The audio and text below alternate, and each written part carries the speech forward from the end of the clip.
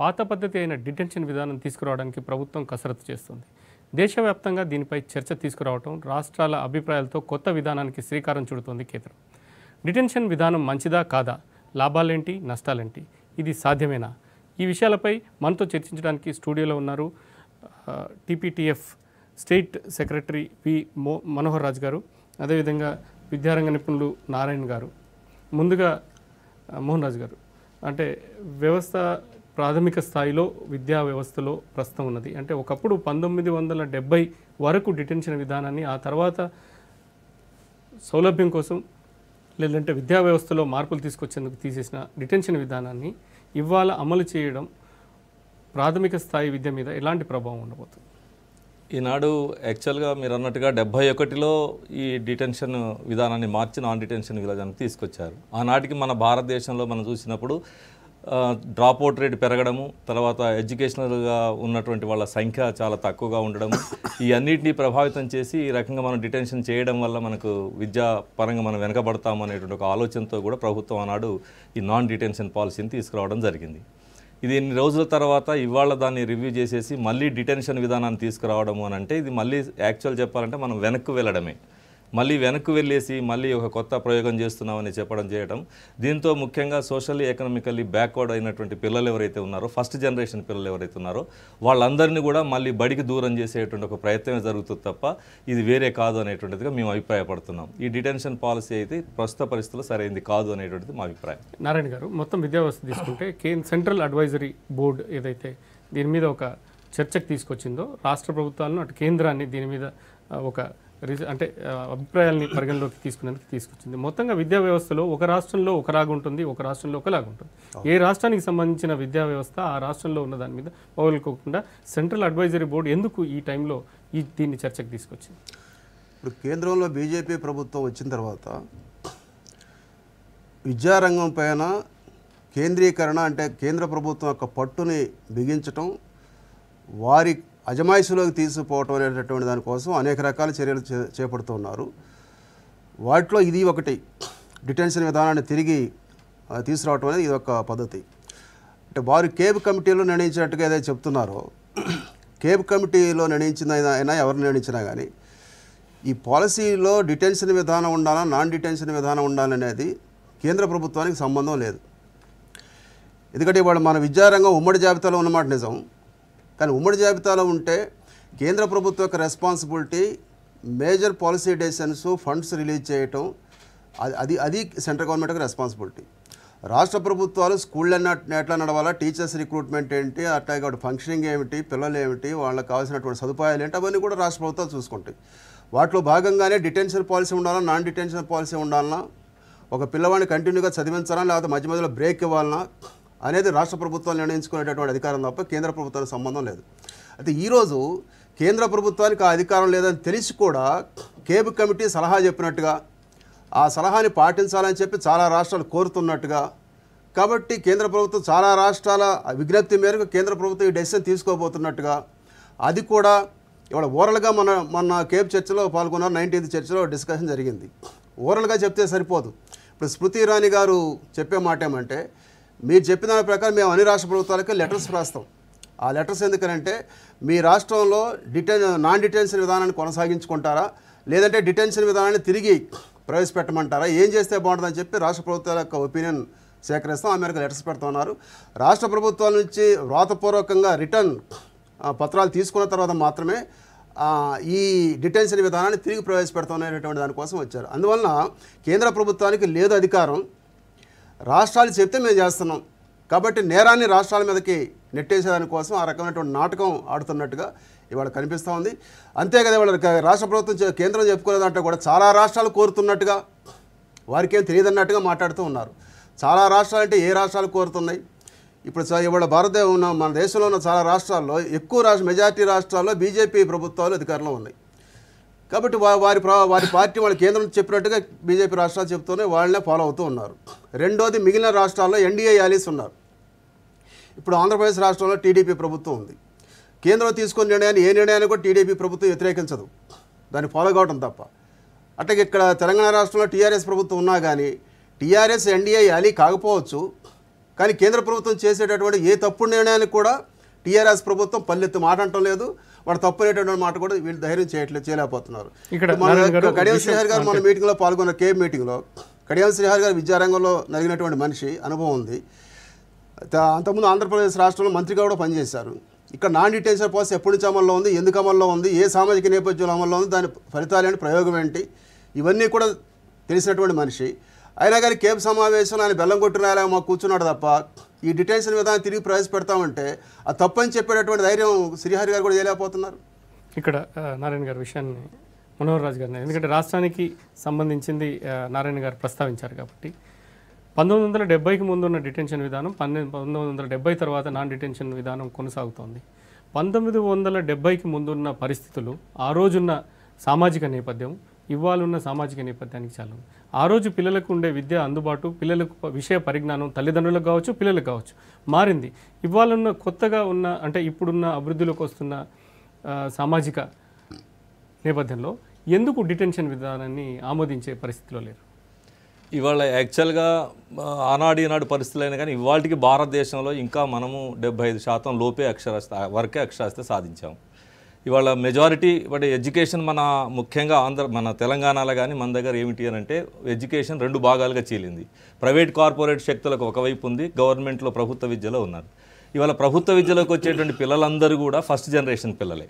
ఈ first generation పిల్లలందరూ కూడా బడికి వచ్చి బడిలో కొంత నేర్చుకొని ఇంటికి వెళ్ళడం వల్ల ఇంటికాడ వాళ్ళకి ఏ రకమైన అకాడమిక్ గైడెన్స్ కానీ దానికి కావాల్సినటువంటి ఎన్విరాన్మెంట్స్ కానీ లేనటువంటి వాళ్ళ పిల్లల శాతమే ఇవాళ మన దగ్గర ఎక్కువగా ఉంది. అలాంటప్పుడు ఇవాళ ఏమవుతుంది అని అంటే ఈ డిటెన్షన్ పాలసీ పెట్టడం వల్ల ఈ ఫస్ట్ జనరేషన్ ఇప్పుడిప్పుడే ఎదుగుతున్నటువంటి అభివృద్ధిలోకి వస్తున్నటువంటి కుటుంబాలు లేకపోతే ఎవరైతే ఉన్నారో వాళ్ళందరూ కూడా మళ్ళీ విద్యకు దూరం అయ్యేటువంటి ఒక ప్రమాదం ఉంది.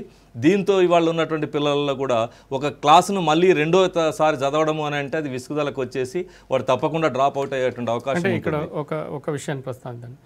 విద్యా వ్యవస్థ ప్రకారం బడి టైంలోనే చదువుకోవాలి, బడి అయిపోయిన తర్వాత చదువుకోవాల్సిన అవసరం లేదండి. ప్రైవేట్ స్కూల్లో ఆఫ్కోర్స్ పేరెంట్స్ వాళ్ళని ఫోర్స్ఫుల్గా చదివించడము, ఫాలోఅప్ చేయడం ఉంటుంది. ప్రభుత్వ పాఠశాలలో జరుగుతున్నప్పుడు బడి లోపల ఉన్నప్పుడు ఉపాధ్యాయులు ప్రాథమిక బాధ్యతగా ఫెయిల్ అవుతున్నారు అన్నది ఒకటి. ఈ సిస్టమ్ అమల్లోకి తీసుకుంటే ఉపాధ్యాయులను అకౌంటబిలిటీ చేస్తే తప్ప వీళ్ళల్లో మెరుగు పడరు అన్న దాన్ని ఒకటి వచ్చింది. దాన్ని మీరు అంగీకరిస్తారా? ఇప్పుడు అకౌంటబిలిటీ చేయడంలో తప్పేం లేదు, కానీ ఇవాళ అకౌంటబిలిటీ చేయడానికి కావాల్సినటువంటి ప్రభుత్వము యాక్చువల్ చెప్పాలంటే ఇవాళ ప్రభుత్వ విద్య మీద ఇప్పుడు చర్చకు వచ్చినప్పుడు ఎక్కడైనా జరిగేది ఏమిటి, ఈ లోపాలన్నీ ఎక్కడున్నాయి అని అంటే ప్రభుత్వ విద్య మీదనే జనరల్గా ప్రజలంతా కూడా ఎదురు చూస్తూ ఉంటారు. ప్రైవేట్ సెక్టార్ని అసలు వదిలేస్తారు. ఇవాళ ప్రభుత్వ విద్యకు వచ్చినప్పుడు ప్రభుత్వ విద్యలో కావాల్సినటువంటి సూపర్వైజరీ స్టాఫ్ని ఇవాళ మొత్తంగా ఉన్నటువంటి మండలాలలో 95% ఏవో మండలాలకు మండల విద్యాధికారులు లేరు, ఉప విద్యాశాఖాధికారులు లేరు. ఈ సూపర్వైజరీ స్టాఫ్ కూడా ఎప్పుడైతే ఎడ్యుకేషన్ సిస్టమ్ స్టార్ట్ అయినాడు ఏవైతే స్టాఫ్ ఉన్నారో వాళ్ళే ఉన్నారు. ఇట్లా సూపర్వైజరీ స్టాఫ్ను నింపకుండా దానికి కావాల్సినటువంటి ఇన్ఫ్రాస్ట్రక్చర్ ఏమి పెంచకుండా ఇవాళ మేము విద్యా ప్రమాణాలు పెరగాలి, ఈ ప్రమాణాలు లేకపోవడానికి కారణం టీచర్లే అని చెప్పడం కూడా ఒక సరైనటువంటి కారణం కాదు. నిజానికి వాళ్ళ ప్రభుత్వానికి ఈ ప్రభుత్వ విద్య పట్ల, ప్రభుత్వ పాఠశాలకు వచ్చే బిడ్డల పట్ల ప్రభుత్వానికి ఏమాత్రం శ్రద్ధ లేదు. వాళ్ళ పిల్లలను మేము ప్రైవేట్ పాఠశాల, కార్పొరేట్ పాఠశాలకు పంపించుకుంటున్నాం కాబట్టి వీళ్ళు కేవలం అక్షరాస్యత, ఇవాళ వరల్డ్ బ్యాంక్ లెక్కల ప్రకారంగా భారతదేశంలో ఎంత అక్షరాస్యత ఉంది అనేటువంటి ఒక అక్షరాస్యత కేంద్రాలుగా మాత్రమే ఇవాళ మా పాఠశాలను మార్చినటువంటి పరిస్థితులు ఉన్నాయి. అందుకనే దానిలో భాగంగానే ఇవాళ అవుతాం ఈ పరిస్థితులకు పాఠశాలకు దాపురించాయి. అందుకనే ప్రభుత్వం ఇవాళ యాక్చువల్గా చేసి సూపర్వైజరీ స్టాఫ్ని పెంచి ఎంఈఓలను పెంచి ఇంకా ఎంఈఓల సంఖ్యను కూడా పెంచాల్సిన అవసరం ఉన్నది. ఈ డిప్యూటీ ఎడ్యుకేషన్ ఆఫీసర్ల సంఖ్యను కూడా పెంచి వీటన్నిటితోటి కనుక ఇవాళ చేసినట్లయితే తప్పకుండా మనం అనుకున్నటువంటి స్థాయిలో విద్యార్థులు రావడానికి అవకాశాలు ఉంటాయి. నారాయణ గారు, అంటే ఈ డిటెన్షన్ విధానంలో మెరిట్స్, డిమెరిట్స్ రెండింటి మీద చర్చ జరుగుతుంది. మెరిట్స్ విషయంలో మీరేమనుకుంటున్నారు? డిమెరిట్స్లో ప్రధానంగా ప్రస్తావనకు వస్తుంది ప్రైవేటు విద్యా సంస్థలకు మేలు చేకూర్చే విధంగా ఒకవేళ డిటెన్షన్ విధానాన్ని అమల్లోకి తెస్తే ఉంటుంది, ఎందుకంటే మళ్ళీ పాస్ గ్యారంటీ అన్నది చర్చకు వచ్చే అవకాశం ఉంది అంటున్నారు. అదెంతవరకు కరెక్ట్? ఇప్పుడు మీరనే వాటిలో డిటెన్షన్ విధానం తిరిగి పెట్టాలని కేంద్ర ప్రభుత్వం కానీ రాష్ట్ర కానీ కోరుకునే వాటిలో వారికి అసలు ఆ ఇంట్రెస్ట్ ఏంటి అనేది ఫస్ట్ క్వశ్చన్. అంటే పిల్లలకి సరిగా చదువు రావట్లేదు, కనీస విద్యా ప్రమాణాలు ఉండలేదు అనేది వారు చెప్పే మాటలో ఉంది. ఇప్పుడు కేంద్ర విద్యాశాఖ మంత్రులు కానీ, రాష్ట్రాల్లో ఉన్న రాష్ట్రాల మంత్రులు కానీ, ఎమ్మెల్యేలు కానీ, ఎంపీలు కానీ, ఎవరైనా కానీ వారి పిల్లలు ప్రభుత్వ పాఠశాలలో చదువుతుంటే వారికి కూడా చదువు రాకపోతే, వారికి కనీస పరిజ్ఞానం రాకపోతే అది వారు బాధపడుతున్నట్టుగా అనుకోవచ్చు. వారి పిల్లలు ఎవరో కూడా ప్రభుత్వ పాఠశాల చదవట్లేదు. ఇవాళ ప్రమాణాలు లేవు, చదువు సక్రమంగా రావట్లేదు అనేది గవర్నమెంట్ స్కూళ్ళలో ఉండే పిల్లలకి, ముఖ్యంగా బలహీన వర్గాల పిల్లలకు సంబంధించిన సమస్య తప్ప ఇవాళ కార్పొరేట్ స్కూళ్ళల్లో, ప్రైవేట్ స్కూల్లో చదివే విద్యార్థులకు కాదు. కాబట్టి వారికి లేనటువంటి సమస్య వీరికి ఉన్నట్టుగా వారు ఏదో జాలిపట్టి చేస్తున్నట్టుగా అంటే ఉపాధ్యాయులు కూడా ఈ విధంగా చూడాలి. ఉపాధ్యాయుల పిల్లలు కూడా ఉపాధ్యాయుల పిల్లలు కూడా చదువుతున్నారు. కాబట్టి ఉపాధ్యాయులు అక్కడ చదువుతున్నది వీళ్ళు మాకు సంబంధం లేని వాళ్ళు కాబట్టి మేము శ్రద్ధ చూపట్లేదు, దాన్ని మేము పట్టించుకోవాల్సిన అవసరం లేదన్న అభిప్రాయం ఉపాధ్యాయులు కూడా ఉండొచ్చు కదా. ఉండొచ్చు. అంటే వారి డ్యూటీ, వారి విధి, వారి ఒపీనియన్, వారికి ఉన్నటువంటి సొంత అభిప్రాయం ఏమన్నా కానీ ఆయన డ్యూటీ పిల్లలకు పాఠాలు చెప్పడం కాబట్టి డ్యూటీ ఎవరైనా చేయాల్సిందే. కాబట్టి పిల్లలకు పాఠాలు చెప్తున్నారు, సాధ్యమంత మేర మంచిగా చెప్పే ప్రయత్నం చేస్తారు చాలామంది, కొద్దిమంది ఏమన్నా అటు ఇటుకుంటూ ఉండొచ్చు. కాబట్టి డిటెన్షన్ విధానం ప్రవేశపెట్టాలనేటటువంటి దాంట్లో కేంద్ర రాష్ట్ర ప్రభుత్వాలకు ఉన్నటువంటి ఇంట్రెస్ట్లో తప్పనిసరిగా ప్రైవేటీకరణ సంబంధించి కార్పొరేట్ విద్యా వ్యాపారాన్ని ప్రోత్సహించేటటువంటి దానికి కూడా అవకాశం ఉంది. ఇవాళ ఇప్పటికేంటి పిల్లలకు చదువు లేదంటే ఎక్కడ లేదు, గవర్నమెంట్ స్కూల్లో లేదు. ఎందుకు లేదంటే టీచర్ సరిగా పనిచేయట్లేదు, చెప్పట్లేదు, లేదంటే ఆ స్కూల్ సరిగా ఫంక్షన్ కావట్లేదు, పిల్లలకు నష్టం జరుగుతుంది అనేది చెప్తున్నారు. పేరెంట్స్ కూడా ఆ రకంగా అర్థం చేసుకుంటున్నారు. కాబట్టి గవర్నమెంట్ స్కూళ్ళల్లో చదివిస్తేనే చదువు రాదు, పిల్లలకు చదువు కావాలని కూడా ప్రైవేట్ స్కూల్కో కార్పొరేట్ స్కూల్కో పంపించుకోవాలి అనేటటువంటి దాన్ని ఎంకరేజ్ చేసేదానికి పరోక్షంగా ఇది ఉపయోగపడే అవకాశం ఉంది. కాబట్టి డిటెన్షన్ విధానాన్ని నువ్వు తీసుకొచ్చి పెట్టేది ఏ కారణంతో పెడుతున్నావు, పిల్లలు చదవాలని కోరుకుంటున్నావు. కాబట్టి పిల్లలకు చదువు ఎవరికి రావట్లేదు, వాళ్ళకి ఎందుకు రావట్లేదు, దాని కారణాలు ఏంటి, ఆ కారణాలను పరిష్కరించే ప్రయత్నం చేయాలి తప్ప ఈ రకంగా డిటెన్షన్ విధానం పెట్టడం వల్ల ఒకే క్లాసులో పిల్లలు ఫెయిల్ అయ్యారని చెప్పి నువ్వు డిటైన్ చేస్తే, లేదా ఇంటికి పంపిస్తే, లేదా ఒకే క్లాసులో 2-3 సంవత్సరాలు ఉంచితే ఏం జరుగుద్ది, మరింత నష్టం జరుగుద్ది కదా. ఇవాళ భారతదేశంలో మొత్తం స్కూల్ డ్రాప్ అవుట్ రేట్స్ దాదాపు 40% ఉన్నాయి. మన తెలుగు రాష్ట్రాలు కూడా డ్రాప్ అవుట్ రేట్స్ చాలా ఎక్కువ ఉన్నాయి. అంటే 8వ తరగతి లోపు పిల్లలు కానీ 10వ తరగతి లోపు కానీ పిల్లలు చాలామంది మధ్యలో డ్రాప్ అవుట్ చదువుకోలేకపోతున్నారు, డ్రాప్ అవుట్ అవుతున్నారు. ఈ డ్రాప్ అవుట్ అయ్యేటటువంటి వారి యొక్క సంఖ్య ఇప్పుడు డిటెన్షన్ విధానం పెడితే అది మరింత రెట్టింపయ్యే అవకాశం కూడా ఉంది. అందువల్ల గవర్నమెంట్ స్కూళ్ళలో చదివే విద్యార్థులు కూడా తెలంగాణ రాష్ట్రంలో మొత్తం 61 లక్షల మంది స్కూల్ స్టూడెంట్స్ ఉన్నారండి. వారిలో 31 లక్షల మంది ప్రైవేట్ స్కూల్లో చదువుతున్నారు, 30 లక్షల మంది గవర్నమెంట్ స్కూల్లో చదువుతున్నారు. ఈ 30 లక్షల మంది విద్యార్థుల్లో 23% మంది దళితులు ఉన్నారు, 17% మంది గిరిజనులు ఉన్నారు, 46% మంది బీసీలు ఉన్నారు. కాబట్టి గవర్నమెంట్ స్కూళ్ళల్లో దాదాపు 84% బడుగు బలహీన వర్గాల పిల్లలు ఉన్నారు. ఈ డ్రాప్ అవుట్ సమస్య అనేటటువంటిది వారినే వేధిస్తుంది. రేపు డిటెన్షన్ విధానం అంటూ వస్తే మళ్ళీ ఆ దళితులు, ఆ గిరిజనులు, ఆ బలహీన వర్గాల పిల్లల మీద ఎక్కువగా దాడి చేసే ప్రమాదం ఉంది. కానీ ఏ విధంగా చూసినా డిటెన్షన్ విధానం వలన విద్యా వ్యవస్థకి, ముఖ్యంగా ప్రభుత్వ విద్యారంగానికి, దాంతోపాటు పేదల విద్యకి గొడ్డలు పెట్టలాగా పరిణమించే అవకాశం అయితే ఉంది. అంటే ఇక్కడ నారాయణ గారు ఒక విషయాన్ని ప్రస్తావించారు. ఒక విద్యార్థిని 3-4 సంవత్సరాలు ఒకటే క్లాస్లో ఉంచడం వల్ల అవుతుంది. రెండో విధంగా కూడా ఆలోచన చేయొచ్చు. ఒక విద్యార్థికి చదువు రాకపోతే మీరు అప్గ్రేడ్ చేసుకుంటూ పోయినప్పుడు 7వ తరగతో 8వ తరగతిలోకి ఎంటర్ అయిన తర్వాత వాడు కనీస పరిజ్ఞానం లేకపోయినప్పుడు పక్కనున్న పిల్లవాడు బాగా చదువుతుంటే నేను చదవలేకపోతున్న ఆత్మన్యూన్యత ఆ స్థాయిలో ఏర్పడితే భవిష్యత్తులో అతడి ఎడ్యుకేషన్ మొత్తం క్యారియర్ మీద ప్రభావం చూపే అవకాశం ఉంది. అది కూడా పరోక్షంగా విద్యార్థి డ్రాప్ అవుట్ అయ్యేందుకు కూడా కారణమవుతుందని అనుకోవచ్చా? ఇప్పుడు యాక్చువల్గా చెప్పాలంటే మీరు అన్నట్టుగా వాడు క్లాస్ మారడం వల్ల మినిమం లెవెల్స్ లేకుండా వేరే క్లాస్కి హైయర్ క్లాస్కి వెళ్ళడం వల్ల వాడితో కంపేర్ చేసుకొని నాకు రాలేదని న్యూనతాభావంతో అయినటువంటి పరిస్థితులు ఎక్కడ కూడా మాకు కనిపించట్లేదు. కానీ ఇంకొకటి ఏమిటి అని అంటే క్లాస్ పెరగడం వల్ల తనకు కూడా వ్యక్తిగతంగా నేను ఇంకా డెవలప్ కావాలనేటువంటి ఒక ఆలోచనతోటి వాళ్ళు కింది తరగతులలో తక్కువ స్టాండర్డ్స్లో ఉన్న పై తరగతులు పోయిన తర్వాత 10th క్లాస్ ఎగ్జామ్స్ వస్తున్నాయి, లేకపోతే నేను బాగా చదువుకోవాలి, కుటుంబంలో నుంచి వచ్చినటువంటి ప్రోత్సాహం కావచ్చు, టీచర్స్ ప్రోత్సాహంతో వాళ్ళు ఇంకా ముందుకు పోయినటువంటి సందర్భాలే చాలా ఉన్నాయి.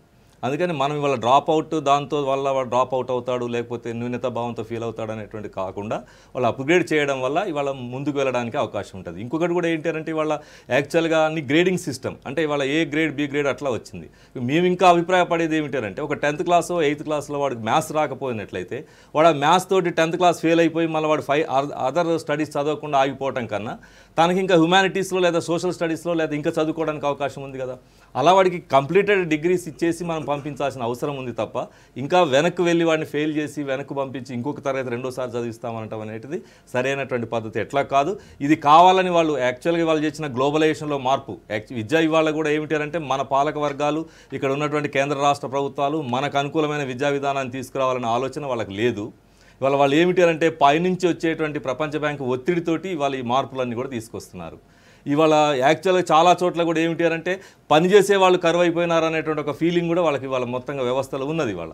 అందుకని ఈ వర్కర్స్ సంఖ్య మళ్ళీ పెరగాలి అని అంటే వీళ్ళని చదువుకు దూరం చేస్తే డిటైన్ చేస్తే వీళ్ళు మళ్ళీ కార్మికులుగా మారితే మాకు దీంతో ఉపయోగపడుతుంది అనేటువంటి ఒక ఆకాంక్ష కూడా వాళ్ళకి దీన్ని ఇన్నర్గా ఉంటుంది.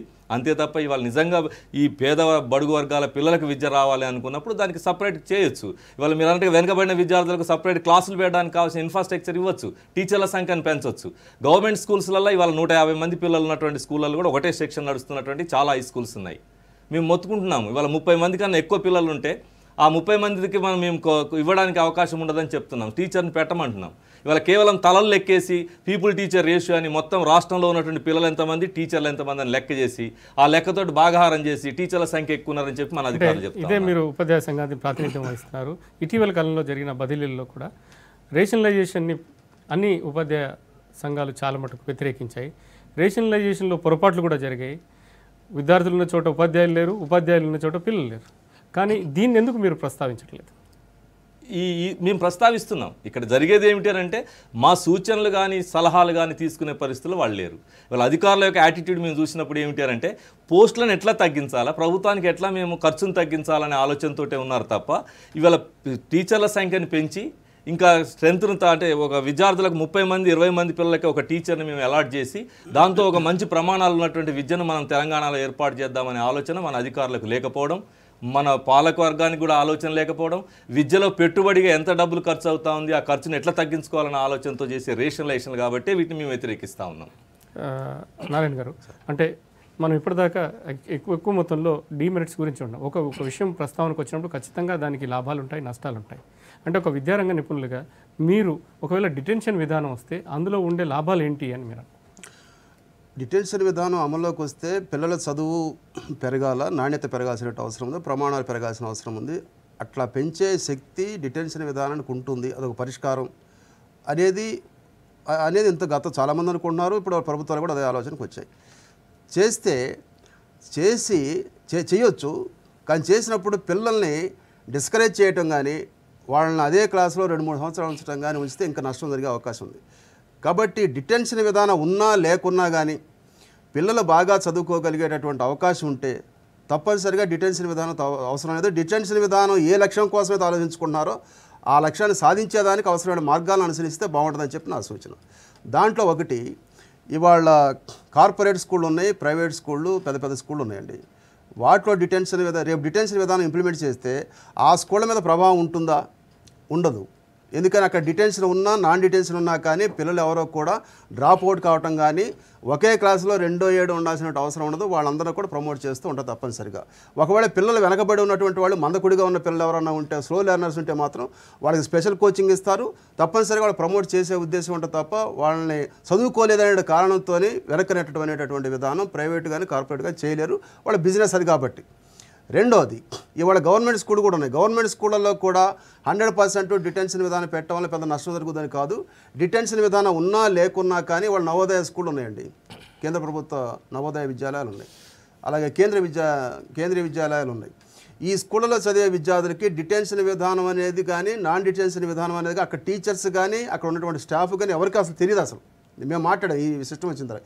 దీన్ని అమలు చేస్తే మీ కేంద్రీయ విద్యాలయాల్లో, నవోదయ విద్యాలయాల్లో ఏం జరుగుతుంది, దీని ప్రభావం ఎట్లా ఉంటుందంటే, అది డిటెన్షన్ అయినా మాకు అనవసరం, నాన్ డిటెన్షన్ పెట్టుకున్నా మాకు అనవసరం.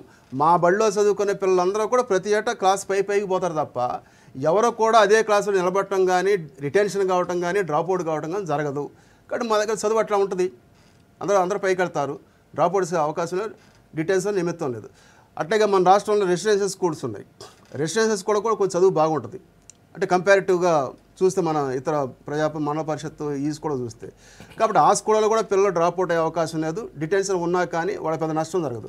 డిటెన్షన్ విధానం ఉంటే ఏ ప్రభుత్వ హై స్కూళ్ళు లేకపోతే మండల పరిషత్తు ప్రైమరీ స్కూల్ పిల్లలకు నష్టం అనుకున్న జరుగుద్దో ఆ నష్టం జరగకుండా కొన్ని జాగ్రత్తలు తీసుకుంటే మాత్రం డిటెన్షన్ విధానం పెట్టినా కానీ పెద్దగా దానివల్ల బాధపడాల్సిన అవసరం లేదు. దానివల్ల నష్టపోతారనేటువంటి భయపడాల్సిన అవసరం కూడా లేదు. అందువల్ల ఇవాళ నాన్ డిటెన్షన్ విధానం సక్రమంగా అమలు చేయడం కోసం అనే ఉద్దేశంతోనే ఈ కంటిన్యూస్ కాంప్రహెన్సివ్ ఎవాల్యుయేషన్ సిస్టమ్ అనేది పెట్టామండి. బోధనా విధానంలో మార్పులు చేసాం, టెక్స్ట్ బుక్స్లో మార్పులు చేసాం. దాంతోపాటు మూల్యాంకన విధానం, పరీక్షలు పేపర్లు దిద్దేటటువంటి మూల్యాంకన విధానంలో మార్పులు చేసాం. దాన్నే నిరంతర సమగ్ర మూల్యాంకన విధానం అంటాం. కాబట్టి పిల్లల్ని నిరంతరంగా అధ్యయనం చేస్తూ వాళ్ళ లోటుపాట్లు వెనకబడుతూనే ఉన్నట్టు దాన్ని అధిగమించడానికి సలహాలు చెప్తూ వాళ్ళకి అదనపు కోచింగ్ ఇస్తూ వాళ్ళ ప్రమోట్ చేసేదానికి ఉద్దేశం ఉండాలి తప్ప వాళ్ళని డిస్కరేజ్ చేయడం లేదంటే ఫెయిల్ అయినటువంటి కారణంతో వెనక పంపించే విధానం అంటూ ఉండకూడదు అని చెప్పి ఈ విధానం అంటూ వచ్చింది. కాబట్టి ఈ నిరంతర సమగ్ర మూల్యాంకన విధానం అనేది సక్రమంగా అమలు జరిగితే డిటెన్షన్ విధానం గురించి పట్టించుకోవాల్సిన అవసరం కూడా లేదు. నాన్ డిటెన్షన్ ఉన్నా కానీ పెద్ద బాధపడాల్సిన అవసరం ఏమీ లేదు. అయితే ఇప్పుడు మన ప్రభుత్వ పాఠశాలలో ఉండే పనిచేసే ఉపాధ్యాయుల యొక్క సంఖ్య చాలా తక్కువగా ఉంది. తక్కువ అంటే ఒక ప్రైమరీ స్కూల్లో 2 టీచర్లు 1 టీచర్ పనిచేస్తారండి. హై స్కూళ్ళల్లో టీచర్స్ కొంచెం ఎక్కువ అనుకున్నా కానీ కొన్ని సబ్జెక్టుకి ఇప్పటికే టీచర్స్ లేరు. ఇప్పుడు 5 ఏళ్ల క్రితం ఇంగ్లీష్ మీడియం పెట్టారు. దాదాపు 2157 హై స్కూళ్ళల్లో తెలంగాణ రాష్ట్రంలో ఇంగ్లీష్ మీడియం ఉంది. ఆ ఇంగ్లీష్ మీడియం కూడా ప్రత్యేకంగా టీచర్స్ లేరు. కాబట్టి ఆ పిల్లలకు చదివేట చెప్తున్నారు. అందువల్ల పిల్లలకి చదువు చెప్పే దానిలోనే లోపం ఉంటే ఆ లోపానికి విద్యార్థుల్ని బలి చేయటం సరైనది కాదు కదా. కాబట్టి డిటెన్షన్ విధానం వస్తే ఏ నష్టం జరుగుద్ది అనేటటువంటిది ఎవరైనా కానీ భయపడుతున్నారో ఆ నష్టం జరగకుండా ఉండేదానికోసం బోధనా విధానంలో టీచర్స్ యొక్క పని విధానంలో మార్పు చేసుకోవాల్సిన అవసరం ఉంది. అట్లాగే ఇంటి దగ్గర తల్లిదండ్రులు సరిగా పిల్లలు పట్టించుకునేటువంటి వారు ఉంటే వారికి బళ్ళోనే స్కూల్ అవర్స్ అయిన తర్వాత అదనంగా కొంత కోచింగ్ ఇచ్చేటటువంటి ఏర్పాట్లు చేయొచ్చు. దాంతోపాటు ఈ కంటిన్యూస్ కాంప్రహెన్సివ్ ఎవాల్యుయేషన్ సిస్టమ్ ఏదైతే ఉందో దాన్ని అమలు చేసేదానికి అనువైనటువంటి ఏర్పాటు కూడా చేస్తే మాత్రం అట్లాగే టీచర్స్ అదనంగా ఉంటే మాత్రం ఇవాళ నవోదయ విద్యాలయాలు కేంద్రీయ విద్యాలయాల్లో టీచర్ పీపుల్ రేషియో 1:20, 20 మంది విద్యార్థులకు 1 టీచర్ ఉంటారు. అందుకనే వాళ్ళు అక్కడ నిరంతర మూల్యాంకన విధానం సక్రమంగా చేసే అవకాశం ఉంది. అట్లాంటి వెసులుబాటు టీచర్స్కి ఉంది. కానీ గవర్నమెంట్ స్కూళ్ళలో టీచర్స్కి ఆ రకమైన అవకాశం లేదు. అందువల్ల నాన్ డిటెన్షన్ విధానం వలన పిల్లలకి సరిగా చదువు రావట్లేదు అనేటటువంటి కారణాన్ని అధిగమించేదానికి వచ్చినటువంటి పరిష్కార మార్గంగా ఈ నిరంతర మూల్యాంకన విధానం ఏదైతే ఉందో దాన్ని 100% అమలు చేస్తే మాత్రం అసలు డిటెన్షన్ విధానంతో పట్టించుకోవాల్సిన అవసరం కూడా లేదు. ఆ పరిష్కార మార్గాలు చేయకుండా వాటన్నిటిని వదిలేసి కేవలం డిటెన్షన్ విధానం తెచ్చిపెడితే మాత్రం ఒరిగేదే ఉంది. మోహన్ రాజు గారు, అంటే ఇందాక నారాయణ గారు ప్రస్తావించు ప్రభుత్వ పాఠశాలను మినహాయిస్తే ప్రైవేటు, కార్పొరేట్ స్కూళ్ళు, రెసిడెన్షియల్ స్కూళ్ళు, నవోదయ స్కూల్స్, కేంద్రీయ స్కూల్స్ వీటన్నిటిలో కూడా ఒక విద్యార్థి ఏదైనా వెనకబడిపోతే అతని మీద స్పెషల్ ఫోకస్ ఉంటుంది. అతనికి ఏం రాలేదో కనుక్కొని అది చెప్తారు. కానీ ప్రభుత్వ పాఠశాలలో అదే పరిస్థితి ఉంది. ఎందుకు ఉపాధ్యాయులు చదువు రాని పిల్లల గురించి పెద్దగా అంటే అందరిని గుంపులోలాగా పెట్టి చెప్పేసింది మీరు చదువుకోండి నా వంత అయిపోయింది అన్నట్టుగా ఎందుకు ఉపాధ్యాయులు ఉంది, ఎందుకు ఫోకస్ చేయలేకపోతున్నారు? కొంతమంది ఉపాధ్యాయులు అక్కడ ఇక్కడ చేసి ఉండొచ్చు, ఖచ్చితంగా అక్కడ రిజల్ట్స్ వస్తున్నాయి. కానీ అందరూ ఎందుకు ఆ బాధ్యతగా ఫీల్ కావట్లేదు? ఇప్పుడు బాధ్యతగా ఫీల్ అవ్వడానికి వాస్తవానికి మీరు అన్నట్టుగా మేము వెనుకబడిన పిల్లలను ఐడెంటిఫై చేసి వాళ్ళకి కోచింగ్ ఇచ్చేటువంటి పరిస్థితులు ఉన్నాయి.